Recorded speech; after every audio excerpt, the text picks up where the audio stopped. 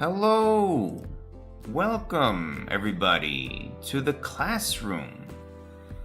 We're going to read a story called The Natural Approach. And after we read the story, we're going to answer some comprehension questions. Yes, comprehension questions are very helpful. They will help us understand what we read in the story. Yeah. Okay?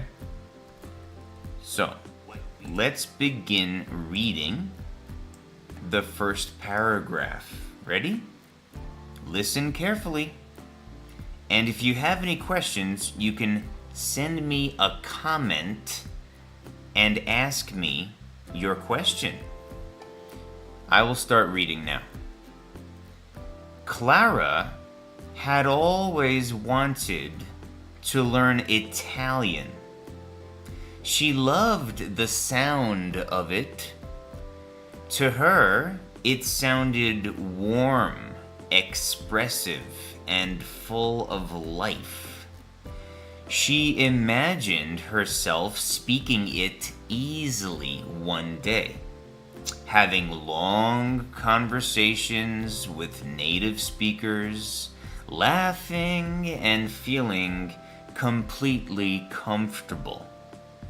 So, she got to work. She bought grammar books, vocabulary books, and reading books. She studied verb charts for hours. She underlined new words, wrote notes in the margins, and filled entire notebooks with rules and expressions. She read short stories, articles, and dialogues. Little by little, she began to understand more and more when she saw Italian on the page. On paper, everything seemed to be going well. But whenever it was time to speak, everything fell apart. Her mind would go blank. The words she had studied so carefully would suddenly slip away. She would second guess herself, hesitate, and lose confidence. Even when she knew the right word, she often could not bring herself to say it out loud. It was as if all her knowledge was locked inside her head, but she had no key to let it out. Still, Clara did not give up. She tried language apps. She watched videos. She listened to recordings. She repeated sentences over and over again. She even talked to herself in the mirror sometimes. She kept trying different methods, hoping that sooner or later something would finally click. But speaking still felt unnatural. Then one summer, Clara decided to take a trip to Italy. At first, she was nervous. She wondered how she would manage. What if people spoke too fast? What if she did not understand?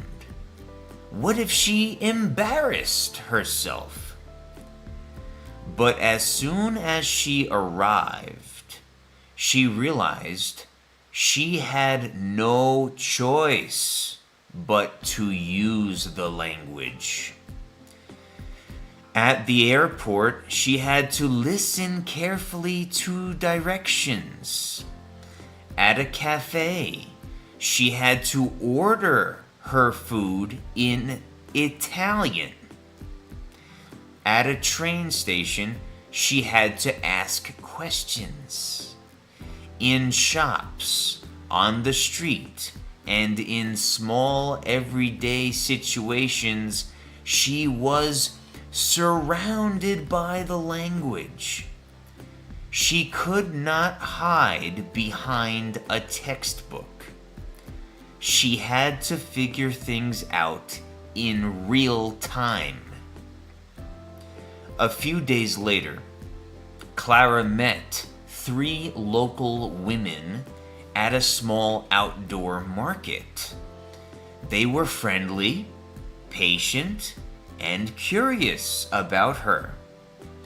When they found out she was trying to learn Italian, they welcomed her warmly and began talking to her every day. At first, their conversations were simple. They talked about food, family, weather, travel, and daily routines. Clara made mistakes constantly. Sometimes she used the wrong tense. Sometimes she forgot important words. Sometimes she had to stop in the middle of a sentence and start over. But something surprising happened. Nobody laughed at her. Nobody expected perfection. Her new friends simply listened, helped her, and kept the conversation going. They rephrased things when she looked confused. They spoke a little more slowly when necessary. They encouraged her to keep going.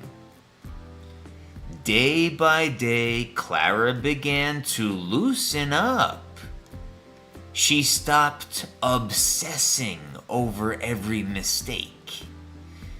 She stopped trying to build perfect sentences in her head before speaking.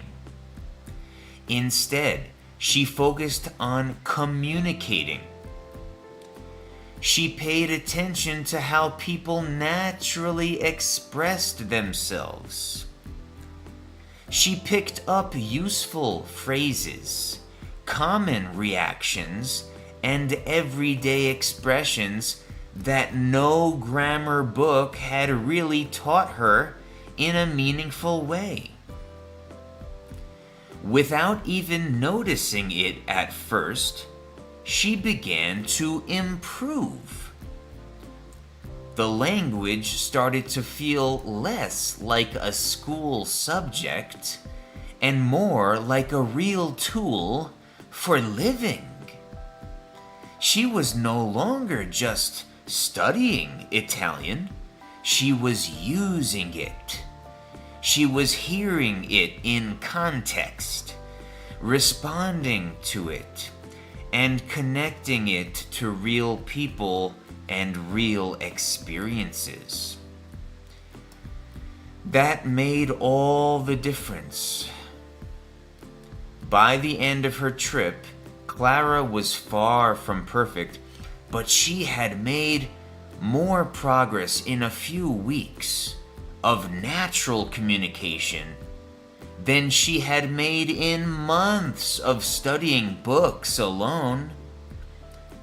For the first time, she felt that the language was truly coming alive inside her. On the flight home, she thought deeply about everything that had happened. The books had helped her build a foundation. They were not useless, but they had not been enough on their own.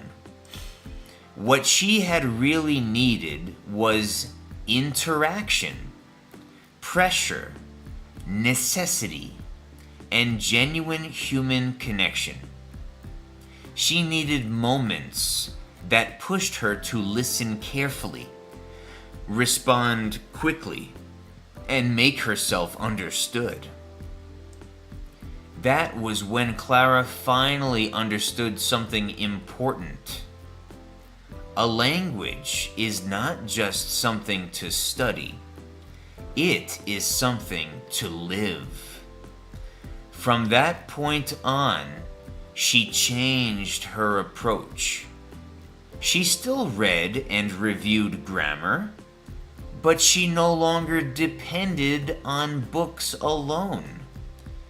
She started having regular conversations, listening to real speech, and putting herself in situations where she had to communicate naturally. And that was when the language truly began to stick. Wow, what do you think about the story that we read? Do you think Clara learned something valuable? She learned how to learn the language naturally. She stopped depending on the books, and she started to actually listen and speak in real, everyday conversations. That is the best way to learn a language. So, let's ask our comprehension questions, okay? And maybe you can find the answer. If you have any questions for me, or if you want to put your answer into the classroom, then please type your answer and put it into the comments. I will read all of your comments and I will respond to all of your questions. So, the first question is, what language did Clara want to learn? Do you know the answer? If you know the answer, please tell me in the comments. What language did Clara want to learn? Clara wanted to learn Italian, right? Clara wanted to learn Italian. Number 2, why did Clara want to learn that language? Why did Clara want to learn Italian? Do you know the answer? Let's find the answer together, okay? So, in the first paragraph of the story, we read that Clara had always wanted to learn Italian. She loved the sound of it. She loved the sound of it. Okay? So that's the answer. Let's go back down and put our answer under the question. She wanted to learn Italian because she loved the sound of it. Right? That's the answer. Okay. Number 3. What kinds of books and materials did Clara use at the beginning? What kinds of books and materials did Clara use at the beginning? Let's find the answer together.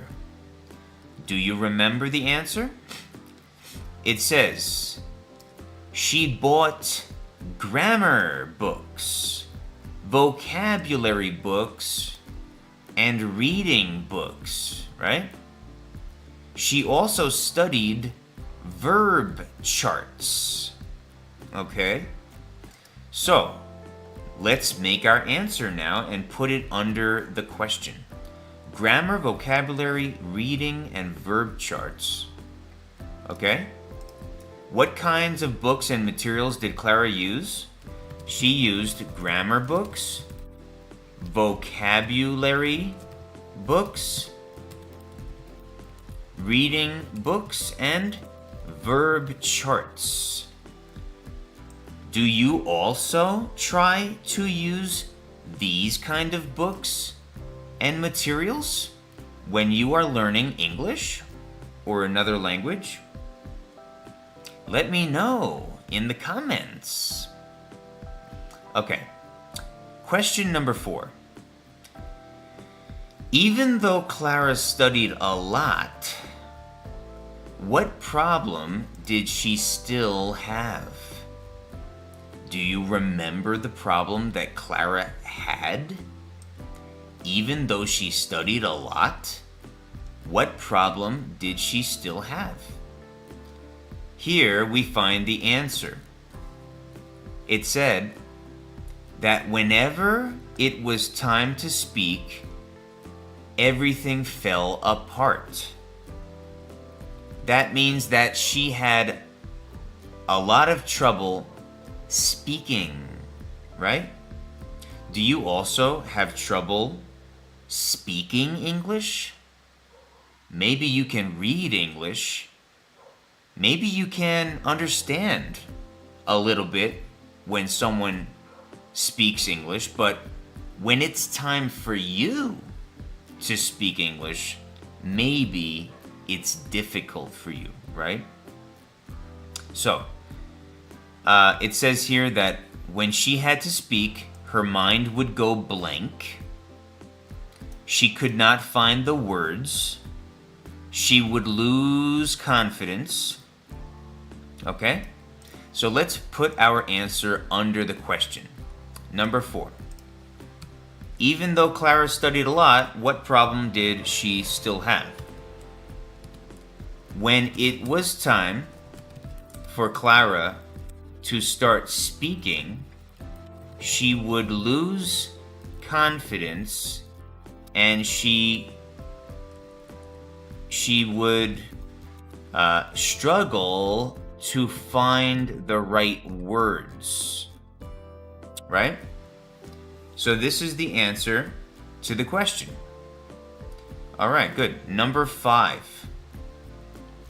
What happened to Clara's mind when she tried to speak? Well, we can put here that her mind would go blank. That means that she was not able to remember the words that she would study in her books, right? Her mind would go blank. She would struggle to find the words that she had studied in the books, right? Does that happen to you? It can be very frustrating, right? But we learned in the story that the best way to remember vocabulary is to have natural conversations in the language that you are trying to learn. Okay, number 6. What other methods did Clara try besides reading books? What other methods did Clara try? Let's go and try to find the answer here. Here we go. So some other methods that she tried, it says that she would underline new words, right? She wrote notes in the margins. What are the margins? the margins are the spaces on the sides of her notebook page. So she underlined words, she wrote notes, and she wrote rules and expressions. She read short stories, articles, and dialogues. Okay, so let's try to remember this and put it into the answer. Okay?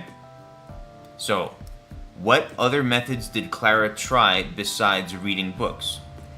Here's the answer. She filled notebooks with rules and expressions, right? She underlined new words, and she wrote many notes in the margins of her notebooks, right? So these are some other methods that she tried besides reading books. Okay? Number 7. Did those methods completely solve her speaking problem? What do you think? No, they didn't. Absolutely not. Let's put the answer here. No, those methods did not help her to improve her speaking skills. They did not. So, where did Clara go one summer? Well, do you remember? Clara went to Italy one summer, right? Clara went to Italy one summer. Good. And why did Clara have no choice but to use the language during her trip? Let's go back and find the answer. Why did Clara have no choice but to use the language during her trip? Here, it says that she had to use the language at the airport, okay? She had to listen carefully to directions. She had to order her food at the cafe. She had to ask questions at the train station, right? And she had to communicate in everyday situations. She was forced to do that. She had no choice. Okay? So let's try to put our answer under the question here. Ready? And if you have your answer, let me know. I will read your answer and we can talk about it. So here's the answer. Why did Clara have no choice but to use the language during her trip? She had no choice but to use the language because she found herself in situations that required communication, right? She found herself in situations that required communication. At the airport, she had to listen to directions, right? At the cafe, she had to order her food, right? Which other place did you... Oh yeah, at the train station. At the train station, she had to ask questions, right? And in everyday situations, she was forced to communicate in the language. Okay? So this is my answer. What is your answer? Let me know in the comments. Number 10. Where did Clara have to use Italian in everyday life? Well, I think that we answered this question already. Okay? So we can put here C previous answer, because we already answered this question in the previous answer. Alright? Number 11. Who did Clara meet at the outdoor market? Who did Clara meet at the outdoor market? She met 3 local Italian women. She met 3 local Italian women, right? They were very friendly. They were very friendly to her. And they chatted with her. They communicated with her. Okay. How did Clara's new friends treat her when she made mistakes in the language? Let's go back and see what the answer is. How did they treat her when she made mistakes? It says that nobody laughed at her, right? Nobody laughed at her. Nobody expected perfection. They simply listened. They helped her. And they kept the conversation going.